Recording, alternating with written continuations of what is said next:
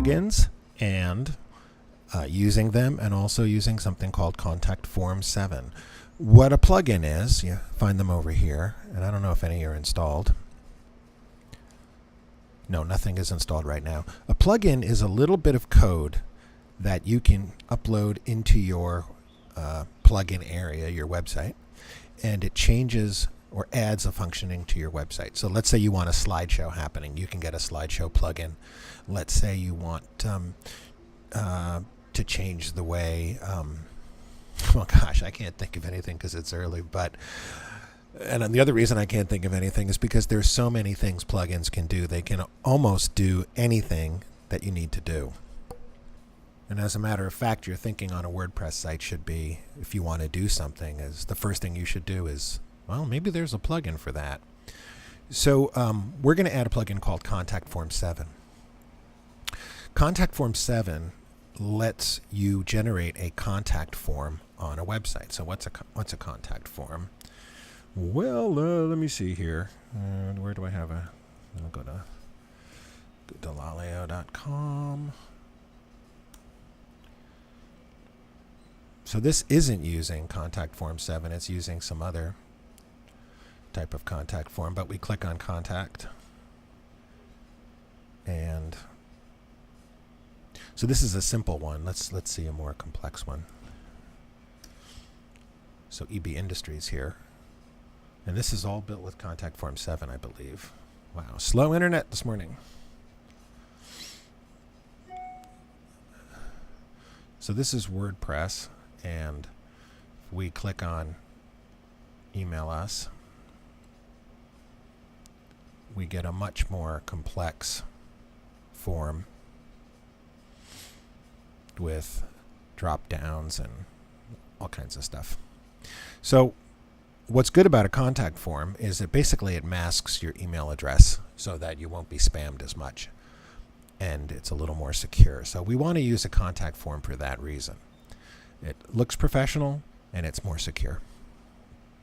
So let's add a plugin here. So very simple. I'm saying so a lot. Add new. You can either add new there or add new there, but we'll just click add new. And now normally there's a picture here, but Herix's protection turns off some things, and that's one of the things it does. So I'm just going to put in Contact Form 7, and there it is. Just another contact form, simple but flexible. So Contact Form 7, it's used a lot, it works really well, and it's very simple. And all we do is click Install Now. Now, if you want to see more about it, you can click that and a box pops up, and it tells you how to hook it up and things to do. But for now, we're just going to hit Install Now. And WordPress is downloading the plugin and putting it into your website. And this should be done in a moment. Installed. Now, activate. We're going to click that. Okay. And now, in our active plugins, we see Contact Form 7. Now, if you want to deactivate it, in other words, turn it off, you click deactivate, and now you have a inactive thing. Now you can load a bunch of different plugins. Like one of the things that we want to load a plugin for is to get rid of comments. So we can even type in remove comments, and remove comments are closed, remove all comments. That sounds pretty good. Now I go by a couple of things here.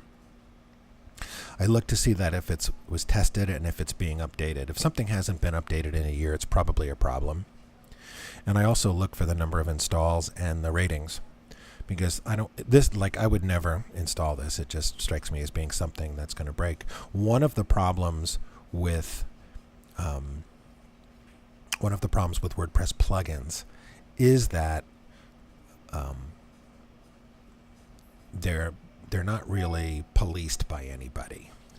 So they can one of the problems with WordPress plugins is they're not really policed by anybody, so they can be really bad, and they can be hacked and all kinds of problems. But anyway, this lets us get rid of comments. So disable comments 2 years ago. This is probably safe, even though it's old, because commenting is such a basic part of the anyway. So this lets you add another plugin. So let's say I wanted to, I'm going to install this real quick, and I'm going to activate it. And now in my plugin list I have an active and an inactive. So I can do large amounts of these. Let's say I want to activate everybody or deactivate everybody or delete everybody. I can do it bulk. It's not uncommon for a website to have 20 or 30 plugins. The more plugins you have, the slower it's going to go. But typically, depending on the programming ability of the people involved in the website, the less programming ability, the more plugins. So I'm going to deactivate comments are closed, and I'm going to activate contact form 7. Okay. Now, we can get to contact form 7 right over here. We can take a look at the settings, and that's actually the same as going right there. Okay. So it gives us the first of our many different contact forms we can make. And if I click on this, this is what the finished form is going to look like. Your name, your email, subject, your message. Over here, this is the email that it sends to you from the person that uses the contact form. And these are, you don't really have to deal with any of this stuff here. You just have to deal with the form and the mail. So let's go back to see contact forms here. Okay. Now, how do we actually get the contact form to work? Let's assume we like this. What we do is we're going to copy this bit of short code from either here, or you can copy it from here. And we're just going to plug it into a page. I'll show you how to do that. So I just copied that, and I'm going to finally make a page for this website. Well, actually, let's just put it, do we have a contact page? All pages. Contact me. All right. You want to make sure you're set over to text. I can be reached by a carrier pigeon, passenger pigeon, or Rebecca pigeon. And I'm just going to say, or use this nifty contact form. And I copy in that code. And I hit update. Believe it or not, I'm done. Let's view the page. And there's the form. And that's it. And that'll send an email. And people can plug in all this stuff, and it'll send an email. Now, if I want to modify that a bit, I go to Contact Forms, and I can click on it. And let's say I don't want to say your name. Let's say I want to have it put your name here.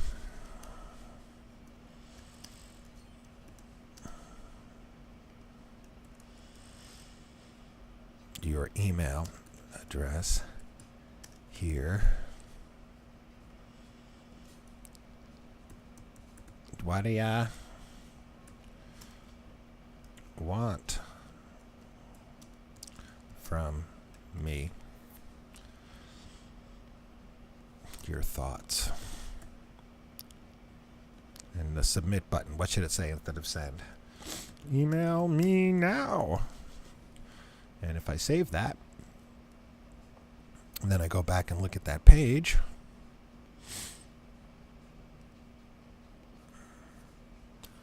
there it is. So not too hard. Now the problem, of course, is there is code involved in here.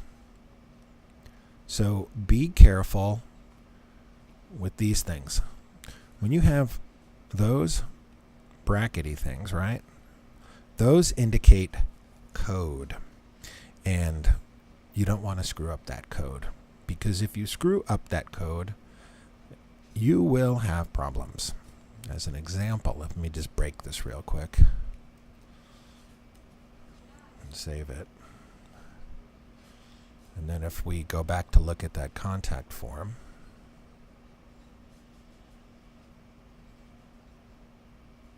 let's open it in a new page so we can go a little faster. There's the break. Now it's pretty resilient, so it's actually not broken severely, and it indicates that it's broken, but you can really break it. So we didn't break it too badly here today, but we can. And as we learn a little HTML, this code will become a little clearer. And let's save that. Fixed. And it knows it's fixed. Now the email, you know what? Don't mess with this too much. If you really want to do an intricate contact form, we can talk about that. You can also search some things out on the internet, but you don't really need to do that much right now. You just really kind of need to do this. Now, let's say you feel like making different contact forms.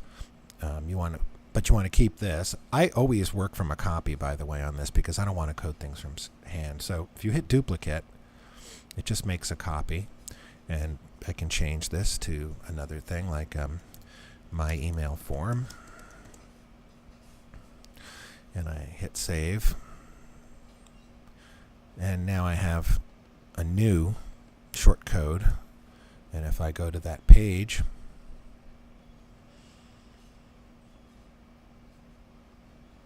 and I put that in and save it, it's going to look exactly the same. So let's go change it so we know. Here's let's go change it real quick.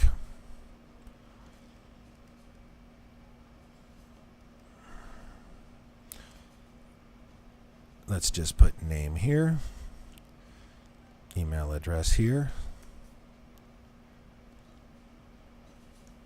subject, message,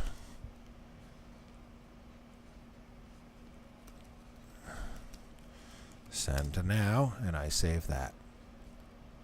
Now I don't have to repaste that, okay? Because how this works is when I run this page, when I view the page, when someone visits the page, the engine, the parser of WordPress goes through this, hits this information here, and then it goes zipping over to contact form and loads this in along with some other stuff to make the contact form work. So if I hit view page, it's all different. And if I change this,